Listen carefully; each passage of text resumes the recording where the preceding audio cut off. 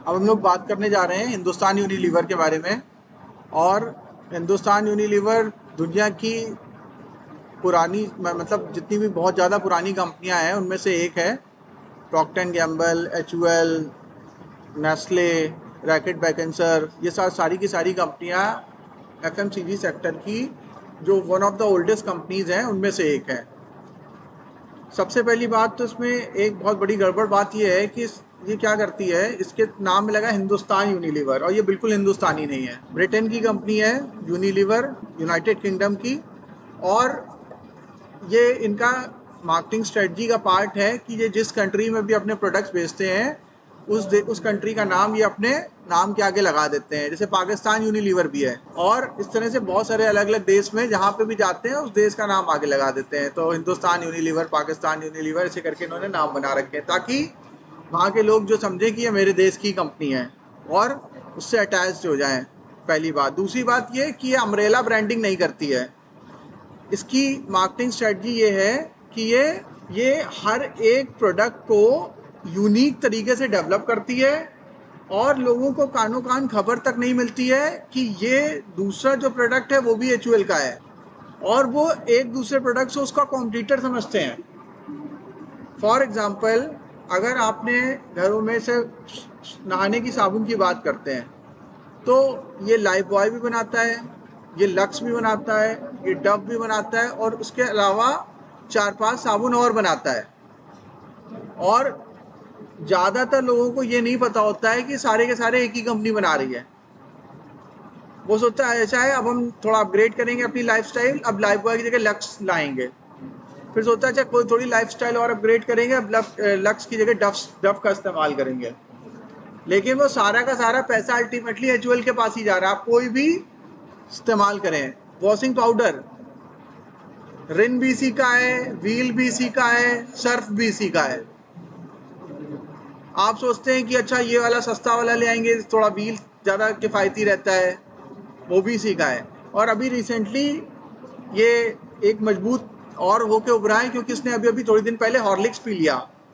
ठीक है, जैसे आप लोग हॉर्लिक्स पीते हैं मजबूत होने के लिए, तो उसने क्या किया, गैलेक्सो स्मिथ क्लाइन का प्रोडक्ट था हॉर्लिक्स, तो उसको भी खरीद लिया। तो ये सोशल मीडिया में चल रहा था कि एचयूएल ने हॉर्लिक्स पी लिया, तो अब इसके पोर्टफोलियो में हॉर्लिक्स भी आ गया है। ठीक है, विम बर्तन धोने का साबुन, फिर बहुत तरह की ये चाय की पत्तियां बनाता है, ब्रुक बॉन्ड, मेरे ख्याल से लिप्टन ताज़ा भी इसी का ही है। मतलब कई सारे प्रोडक्ट्स हैं इसके। फिर किसान जैम, और ये क्वालिटी बॉल्स आइसक्रीम जो हम लोग खाते हैं वो भी उसी की है, बिस्किट्स भी है, ब्रू कॉफ़ी टी ये भी इसी का है। मतलब ये नेस्ले का भी बहुत बड़ा कॉम्पिटिटर है। बहुत तरह के shampoo, conditioner, entire range of products offer करता है। ठीक है, तो अभी अगर हम इसका ब्रेकअप देखें, रेवेन्यू ब्रेकअप देखें, तो सबसे ज़्यादा जो उसको फ़ायदा मिलता है वो मिलता है वॉशिंग पाउडर से और चाय से। इंडियंस चाय बहुत पीते हैं, और मोदी के आने के बाद तो और पीने लग रहा है। और दूसरी बात ये है कि यहाँ पे गर्मी बहुत पड़ती है और गंदगी बहुत होती है, तो कपड़े धोने पड़ते हैं रोज, तो उसमें वॉशिंग पाउडर बहुत खर्च होता है। तो 5,000 करोड़ रुपए खाली ये चाय और वॉशिंग पाउडर बेच के कमाता है। फिर उसके बाद अपने आप को साफ करने के लिए और बर्तनों को साफ करने के लिए और दूसरे चीज़ों को साफ करने के लिए फिर से साबुन की जरूरत पड़ती है, तो 2,000 करोड़ रुपए ये यहाँ से कमाता है। और 1,000 करोड़ जो है इसका बाकी सारे जो मिसलेनियस हैं दूसरे प्रोडक्ट्स हैं उनसे आता है। तो ये इसका ब्रेकअप है, और इसका थोड़ा पोर्टफोलियो और देख लेते हैं कि क्या क्या प्रोडक्ट और ऑफर करता है ये। नॉर सूप भी इसी का ही है, फेयर एंड लवली भी इसी का ही है। ठीक है, मैग्नम करके, और हाँ एक जो हम लोग वाटर फिल्टर इस्तेमाल करते हैं प्योरेट, वो भी इसी का है। वैसलीन भी इसी का ही है, पॉन्ड्स भी इसी का ही है। पॉन्ड्स पहले उसके पास था, सॉरी लैक्मे भी इसी का ही है मेरे ख्याल से। लैक्मे, हाँ लैक्मे इसी का है। और लैक्मे टाटा का प्रोडक्ट था, लैक्मे टाटा का प्रोडक्ट था जिसको बाद में एचयूएल ने एक्वायर कर लिया। टाटा को लगा कि ये सौंदर्य प्रसाधन की चीज़ें बेचना उनका कप ऑफ टी नहीं है, ये नहीं कर पाएंगे। ये यही करें तो ज़्यादा अच्छा है। वो इनकी मार्केटिंग स्ट्रेटजी पता है क्या है? Always fresh. ये क्या करते हैं कि जो भी इंडस्ट्री में सबसे ज़्यादा ट्रेंडिंग और फ्रेश हीरोइन होती है उसी को साइन कर लेते हैं। आपने देखा होगा लक्स का, मुझे याद है क्योंकि काफ़ी लंबा समय हो गया टीवी देखते हुए, इधर तो नहीं देख रहे लेकिन फिर भी कहीं ना कहीं एड वर्ड से तो जुड़े रहते हैं, मार्केटिंग एडवर्टाइजिंग पढ़ाते हैं।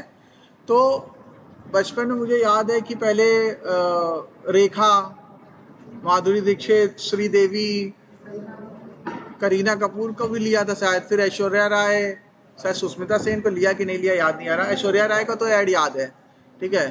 फिर उसके बाद धीरे धीरे धीरे धीरे अभी क्या चल रहा है, अभी किसको साइन करा है? प्रीति जिंटा को किया था, फिर उसके बाद दीपिका को किया था, फिर इसके बाद अभी किसको के चला रहे हैं। तो मतलब जो भी नया फ्रेश चेहरा होता है इसको ये साइन कर लेते हैं। इसकी वजह से होता क्या है कि ये साबुन इतना पुराना है कि मेरी दादी और शायद उनकी भी दादी इस्तेमाल करती थी, लेकिन कंज्यूमर की निगाह में इसको हमेशा फ्रेश बना के रखते हैं। ये नहीं कहते अरे ये दादी मेरी इस्तेमाल करती थी तो वो साबुन फिर ये जनरेशन इस्तेमाल नहीं करेगी। इसलिए हमेशा वो जब भी आप ऐड देखते हैं तो जो लेटेस्ट ट्रेंडिंग हीरोइन होती है उसी को दिखाते हैं लक्स लगा रही, चाहे लगाती ना हो, ठीक है। लेकिन दिखा देते हैं क्योंकि ये मिडिल क्लास का एस्पिरेशन है, मतलब मिडिल क्लास के लोग ज़्यादा इस्तेमाल करते हैं लक्स को। तो ये इनकी स्ट्रेटजी रहती है, ऑलवेज फ्रेश। शाहरुख खान को किस किस प्रोडक्ट के लिए? लक्स के लिए लिया था। तो फिर वो और डाइवर्सिफाई कर रहे होंगे, मतलब वो दिखा रहे होंगे कि पहले ब्यूटी प्रोडक्ट की तरह इस्तेमाल करते थे, आप जनरल, जैसे फेयर एंड हैंडसम भी नहीं का है, फेयर एंड लवली, तो उन्होंने fair and handsome Shahrukh Khan के साथ लॉन्च किया था कि लड़कों को भी कंज्यूमर कस्टमर बनाया जाए, कि पहले लड़के क्रीम नहीं लगाते थे, अब वो भी लगाने लगे हैं। और मैंने तो ये भी देखा है कि अब तो ब्यूटी पार्लर भी जाते हैं। मुझे याद है कि मुझे पहली बार ये कब पता चला, जब मेरी शादी का टाइम था तो दोस्त लोग आए, बोले यार अच्छा तुम्हारा शाम रात में चलना है, चलो कल सुबह आएंगे, कल तुम्हें लेके चलेंगे। कहाँ पार्लर? हमें पार्लर? क्या मजाक कर रहा? तो उस दिन पता चला था कि नहीं, लड़कों के लिए भी होता है। कह रहा वो मतलब ऐसा मेकअप वेकअप नहीं करेगा, वो क्या करेगा, शेविंग वेविंग बनाएगा, थोड़ा क्रीम व्रीम लगा के मुंह धो देगा, फेस वॉश कर देगा, ऐसा कर देगा। मैं कहा, अच्छा। साथ ही साथ अब इन्होंने क्या किया है कि कोलगेट की मोनोपोली है देश में, तो ये मतलब पेप्सोडेंट, और ये पेप्सोडेंट के साथ उसको भी टक्कर दे रहे हैं। प्लस हमाम भी है इनके पास, ये एक्स परफ्यूम वो भी है इनका, क्लोजअप भी इन्हीं का ही है, क्लिनिक प्लस भी इन्हीं का है, लिरिल भी इन्हीं का ही है, आयुष करके प्रोडक्ट है लॉन्च किया है। मतलब बहुत वास्ट प्रोडक्ट रेंज है, सारे तो कवर ही नहीं हो रहे। देखो ताजमहल टी मैं गेस कर रहा था कि इन्हीं का होगा, इन्हीं का ही है।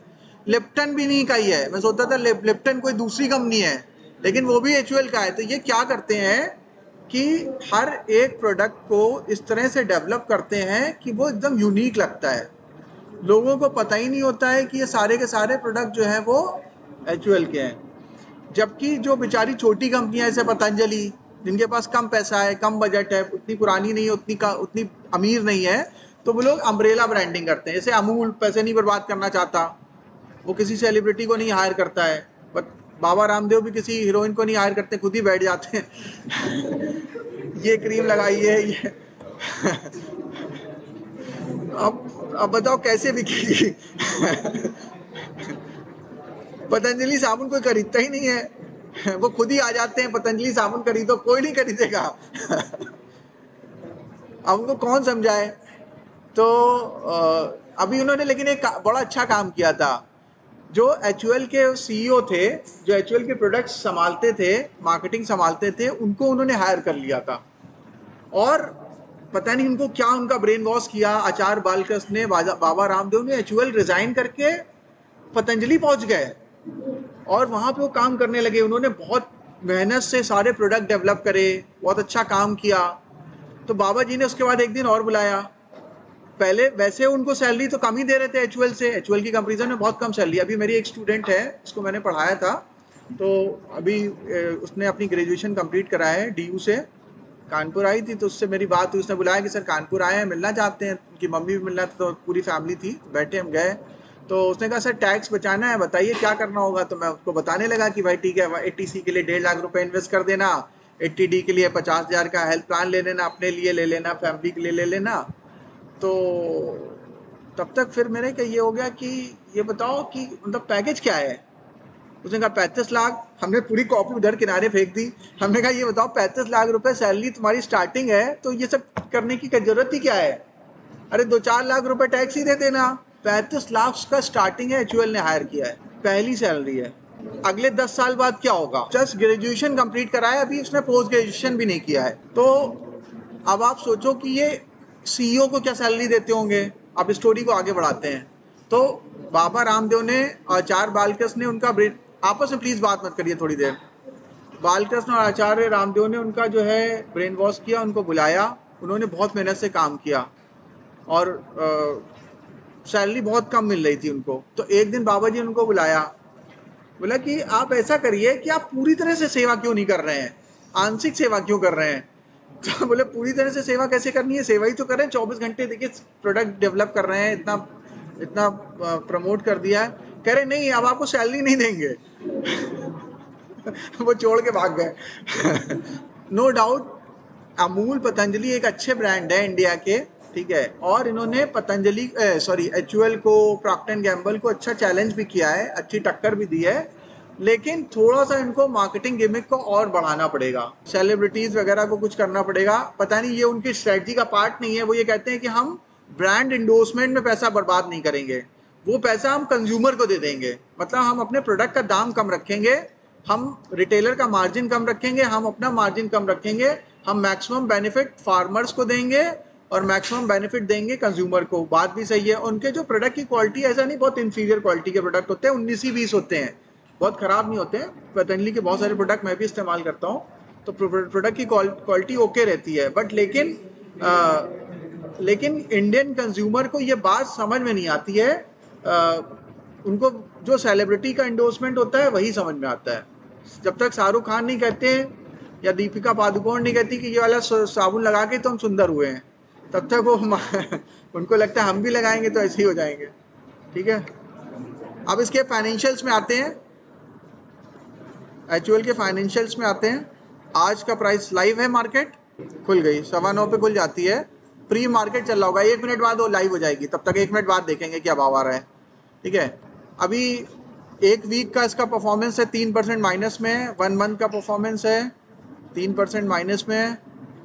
1 ईयर का परफॉर्मेंस क्या है, 2% माइनस में है, यानी पिछले 1 साल से कोई रिटर्न नहीं बना है। 5 ईयर का रिटर्न देखिए सिर्फ 52%। यानी कि इससे ये पता चल रहा है कि एचयूएल के ऊपर प्रेशर है अच्छा खासा। पिछले 5 साल में सिर्फ 52% के रिटर्न हैं। लेकिन जब आप मैक्स रिटर्न देखते हैं तब चेंज हो जाती है पिक्चर। ये 2003 से है, 1300% के रिटर्न्स दिए हैं, जिसमें मैक्सिमम रिटर्न बने हैं 2011 के बाद, और या फिर आप मान सकते हैं 2016 के बाद। 2016 में 800 रुपये का शेयर था, उसके बाद अभी 2500 का हो गया। ठीक है, तो बहुत एक्स्ट्रा ऑर्डिनरी रिटर्न्स नहीं बनाए इसने, धीरे धीरे रिटर्न बनाए हैं। 12-15% का रिटर्न बना के देगा ये, इतना ही इसका पोटेंशियल रहता है। तो अगर आप इसको सही टाइम पे बाई कर लें, जैसे पिछले 5 साल में ज़्यादा रिटर्न नहीं बने इसके, और जैसे ये कोविड के समय घट के नीचे बीच में, अभी ये 2022 फरवरी में 2000 के लेवल पे मिल रहा था, तो वहाँ पे अगर किसी ने खरीदा होता तो 500-600 रुपये का गेन मिल जाता। मतलब बहुत ज़्यादा रिटर्न बना नहीं है इसमें, बहुत मोटा हाथी है ये, बहुत धीमे धीमे चलता है। 1.5% का नहीं, डिविडेंड यील्ड कितना है, 1.5% का डिविडेंड यील्ड है। प्राइस टू बुक है 12 गुना का, मतलब यानी कि अगर ये दिवालिया हुए तो अगर आपने 100 रुपये लगाए हैं तो आपको 8 रुपये मिलेंगे। और पी रेशियो महंगा है, 60 का पी है। और क्योंकि अब इसमें टाइम करेक्शन हो चुका है, इसलिए अब ये बहुत ज़्यादा रिस्की नहीं है। मगर अगर आप इस लेवल पे एंट्री करेंगे तो आपको बहुत ज़्यादा नुकसान नहीं करेगा, क्योंकि इसका पिछले 1 साल से भी कोई रिटर्न नहीं बना, 5 साल में कोई बहुत ज़्यादा रिटर्न नहीं बने हैं। ठीक है, तो अगर आप यहाँ पे एंट्री करेंगे, इसको SIP करेंगे स्टॉक्स में, तो कोई रिस्क नहीं है। लेकिन हाँ, बहुत ज़्यादा रिटर्न भी नहीं बनेगा, ऐसे ही 12% के आसपास का रिटर्न बनेगा इसमें, 12-15% का। क्यों? क्योंकि कंपटीशन बहुत तेज़ी से एग्रेसिव हो रहा है। अभी अभी मैंने शॉपिंग करने गया था 2-3 दिन पहले घर का सामान लेने, तो अडानी का देखा साबुन आ गया है। और अडानी ने अपना आटा भी लॉन्च कर दिया। मैं गया था आशीर्वाद आटा खरीदने, तो उसने कहा आशीर्वाद नहीं है, तो हमने कहा पतंजलि का है, तो कहा पतंजलि भी नहीं है। तो उसने कहा मेरे पास अडानी का फॉर्चून है, फॉर्चून है, उसको अडानी नहीं होता। तो हमने कहा फॉर्चून क्या अडानी का होगा? तो उसने कहा हाँ अडानी वाला है। तो हमने कहा लाओ, तो वो रेट में सस्ता था। आशीर्वाद का 10 kg का बैग कितने का पड़ता है, किसी को याद है रेट?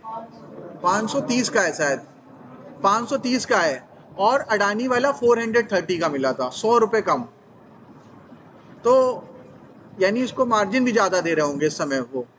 तो वो क्या कर रहा है कि अच्छी कंपनी के पतंजलि और आईटीसी के प्रोडक्ट नहीं रखता है, अब उसने अडानी के प्रोडक्ट रखने शुरू कर दिए हैं, और लोकल प्रोडक्ट रखे था कई सारे। तो मैंने कहा नहीं, तो फॉर्चून ही दे दो। अच्छा ठीक है, लेके तो जानी है, रोटी तो खानी है। तो मैं वही लेके चला गया, लेकिन वो सस्ता था, पैसा बच गया, क्वालिटी भी बढ़िया है। लेकिन वो हो सकता है कि जब कोई नया प्रोडक्ट लॉन्च करते हैं तो उसमें समय रेट सस्ते रखते हैं। आईटीसी ब्रांड है तो वो ज़्यादा पैसा प्रीमियम लेता है, लेकिन वो क्वालिटी कंट्रोल भी करता है, और बहुत सारी चीज़ें और भी अच्छी हैं, एथिकली काम करता है, एथिकल कंपनी है वो। अब इसका शेयर होल्डिंग पैटर्न देखते हैं एक बार। अर्निंग पर शेयर देखो, इसका अर्निंग पर शेयर देखो धीरे धीरे बढ़ रहा है। 2020 में 31 रुपीज़ था, फिर 35 हुआ, फिर 37 हुआ, फिर 43, यानी ईपीएस बढ़ रहा है। 2024 में और ज़्यादा ऊपर जाने की उम्मीद है, लगभग 47 रुपये का होने की उम्मीद है। तो अर्निंग पर शेयर बढ़ेगा तो मतलब प्रॉफिटेबिलिटी बढ़ रही है इस कंपनी की, ठीक है, लगातार। प्रमोटर होल्डिंग है 62%, म्यूचुअल फंड के पास 5% है, डीआईआईस के पास 7% है, एफआईआईस के पास 15 है, रिटेल के पास 12 है। मैक्सिमम प्रमोटर के पास है। प्रमोटर कौन है? यूनिलीवर। और ये जो शेयर्स हैं ये रॉयल्टी बहुत देते हैं, मतलब जो इनकी पेरेंट कंपनी है यूके की यूनिलीवर, लगभग टोटल प्रॉफिट का हम लोगों को क्यों रिटर्न नहीं मिल पाता है इन्वेस्टर्स को? क्योंकि एक बहुत बड़ा पोर्शन प्रॉफिट का वो रॉयल्टी के फॉर्म में ले लेते हैं कि मैंने तुम्हें इस्टेब्लिश किया, मैंने तुम्हें टेक्नोलॉजी दी, मैंने तुम्हें ये ब्रांड दिया, तो जैसे ही प्रॉफिट हो इतना रॉयल्टी मुझे दे दो, और उसके बाद जो बचता है उसमें फिर प्रॉफिट आता है। तो इस चक्कर में ये शेयर बहुत ज़्यादा ग्रो नहीं करता है, क्योंकि एक बहुत बड़ा पोर्शन जो है वो यूनिलीवर पहले ले लेती है in the form of royalty. तो रॉयल्टी के चक्कर में रिटेल इन्वेस्टर को पैसा नहीं बनता है इस शेयर में। तो इस शेयर में बहुत ज़्यादा पैसे बनने की कोई उम्मीद नहीं है। आप ये मान के चल सकते हैं एफडी से 4-5% ज़्यादा रिटर्न मिल जाएगा, 10-12% का रिटर्न बनता रहेगा इसमें, इतना ही पोटेंशियल है इसका। और एक बड़ी बात यह है कि आज से 30 साल पहले जो सेंसेक्स था उसमें भी ये था, और अभी भी ये है, और शायद अगले 30 साल बाद भी यही रहेगा।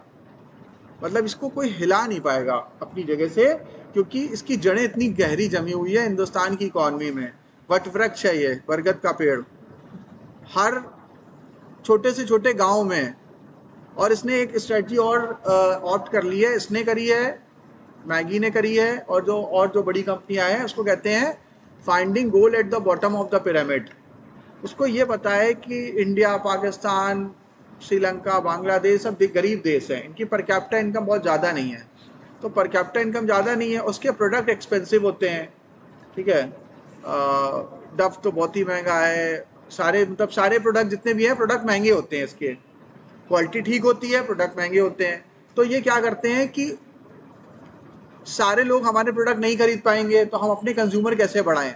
तो ये क्या करते हैं कि जैसे सर्फ है, सर्फ महंगा है, मेरे ख्याल से 200-250 रुपये किलो मिलता होगा है 1 kg। तो अब वो गरीब लोग नहीं खरीदेंगे, वो व्हील खरीदेंगे, या फिर वो घड़ी खरीदेंगे, वो निरमा खरीदेंगे। तो वो क्या करता है कि सर्फ को 5 रुपये का पैकेट दे देता है, 10 रुपये का पैकेट भी दे देता है सर्फ का, कि अब तुम ये ले जाओ और इसको टेस्ट करो, चेक करो। और शुरुआत में जब कोई नया प्रोडक्ट लॉन्च करता है तो आधे आधे हिंदुस्तान में फ्री में बंटवा देता है उसके सैंपल्स, कि सब लोगों को उसकी हैबिट लगे, एक बार इस्तेमाल तो करें। क्योंकि अगर किसी ने सर्फ इस्तेमाल कर दिया तो उसको निरमा और घड़ी थोड़ी ना अच्छा लगेगा, ठीक है। डेफिनेटली वो बेटर प्रोडक्ट है, क्योंकि उसका प्राइस भी तो 4 गुना ज़्यादा है, 5 गुना ज़्यादा है। वो 50 रुपये का आता है, वो 250 रुपये का आता होगा, मुझे पता नहीं एग्जैक्ट प्राइस क्या है, ठीक है, लेकिन 200-250 रुपये kg होगा। तो इसलिए वो क्या करते हैं, डफ को उन्होंने सब गांव-गांव पहुंचा दिया है। अब सारे लोग जो है डफ शैम्पू और इस्तेमाल करते हैं, क्योंकि उसने 1.5 रुपये का पाउच बना दिया, शैशे छोटा। तो 1.5-2 रुपये का तो कोई भी ले सकता है, ठीक है। गरीब आदमी उसका वो 500 रुपये का बॉटल तो नहीं खरीद पाएगा, डफ का महंगा होता है, लग्जरी प्रोडक्ट है, एक्सपेंसिव है, लेकिन वो 2 रुपये का पाउच खरीद लेता है। तो वो क्या करता है, वो जो छोटे पैक बनाता है उसमें ये मान के चलता है ये मेरी मार्केटिंग कॉस्ट है और इसमें हमें ज़्यादा प्रॉफिट नहीं कमाना है, और उसमें लगभग निग्लिजिबल प्रॉफिट पे या ब्रेक इवन पे बेच देते हैं कि लोगों को एक बार जाएगा और वो प्रोडक्ट को इस्तेमाल करेंगे, टच एंड फील करेंगे, तो वो अपने आप खरीदेंगे। तो आग भी 2-3 बार छोटा पाउच खरीदता है, फिर सोचता बार बार इसको छोटा पाउच क्या पूरा बॉटल ही ले आओ एक बार में, सस्ता पड़ेगा। लेकिन होता उल्टा है, जब आप बड़े प्रोडक्ट इन कंपनियों के बड़े प्रोडक्ट लाते हैं, बड़े साइज लाते हैं, तो वो आपको 4 गुना या 3 गुना या 2 गुना महंगे पड़ते हैं। अगर आप छोटे इस्तेमाल करते हैं तो वो सस्ता पड़ता है। ठीक है, ये इसमें गिमिक है। बाकी सारी चीज़ों में कोशिश ये करनी चाहिए कि बड़े लेने, जैसे आपको कोई ऐसी चीज़ खरीदनी है जो जनरल कमोडिटी है, तो उसका अगर आप बड़ा पैक खरीदेंगे 5 लीटर का खरीदेंगे तो आपको सस्ता पड़ेगा। ठीक है, लेकिन ये प्रोडक्ट जो है एक्सपेंसिव वाले, ये क्या करते हैं, इसे वो है 5 स्टार चॉकलेट है, कैडबरीज जैसे जो 5 रुपये और 10 रुपये वाली है वो आपको सस्ती पड़ेगी, मतलब उसमें क्वांटिटी रेट के हिसाब से आपको ज़्यादा मिलेगी। लेकिन अगर आप वो 100 रुपये वाली खरीदेंगे तो वो आपको बहुत महंगी पड़ेगी। नहीं नहीं, क्वालिटी तो सेम ही रखता है। वो फिर होगा डव इंटरनेशनल जो दुबई में मिलता होगा, या उसमें डव गोल्ड या ऐसे कैसे कर कुछ ऐड कर दिया होगा, अदरवाइज फार्मूला रिमेन सेम। अगर कोका कोला है या कोई एमएनसी का प्रोडक्ट है तो उसका फार्मूला सेम रहता है अक्रॉस द ग्लोब। साइकोलॉजी ऐसी बनी होती है। हाँ, अगर उसमें कुछ प्रीमियम जुड़ा हुआ है, जैसे डव प्लस लिखा है, तो अलग हो सकता है। कौन सा जूस? कोल्ड ड्रिंक का फार्मूला तो पूरी दुनिया में एक ही रहता है। कोल्ड ड्रिंक का फॉर्म, हाँ, अगर आप जैसे केन वाला पियेंगे और हो सकता है बॉटल वाला पिए तो आपको थोड़ा सा फ़र्क महसूस होगा, कुछ कुछ साइकोलॉजी भी होती है, बाकी मैं ज़्यादा कंफर्म नहीं कह सकता। ठीक है, तो ये इसका शेयर होल्डिंग पैटर्न है। अब मेरे ख्याल से मार्केट लाइव हो गई होगी, तो आज का इसका चार्ट देखते हैं क्या रेट दे रहा है। 2500 का रेट आ रहा है, 2500, 2569 रुपीज़ का। 9:23 AM ये स्टार्ट हो गया है ग्राफ इसका। ठीक है, आज मैं आप लोगों को अभी लाइव ट्रेडिंग करके भी दिखाऊंगा कि कैसे स्टॉक्स को बाई एंड सेल करते हैं। ठीक है, तो ये वाला के एचयूएल से रिलेटेड किसी को कुछ और पूछना है, कोई क्वेश्चन? ठीक है, तो इसको यहीं स्टॉप करते हैं।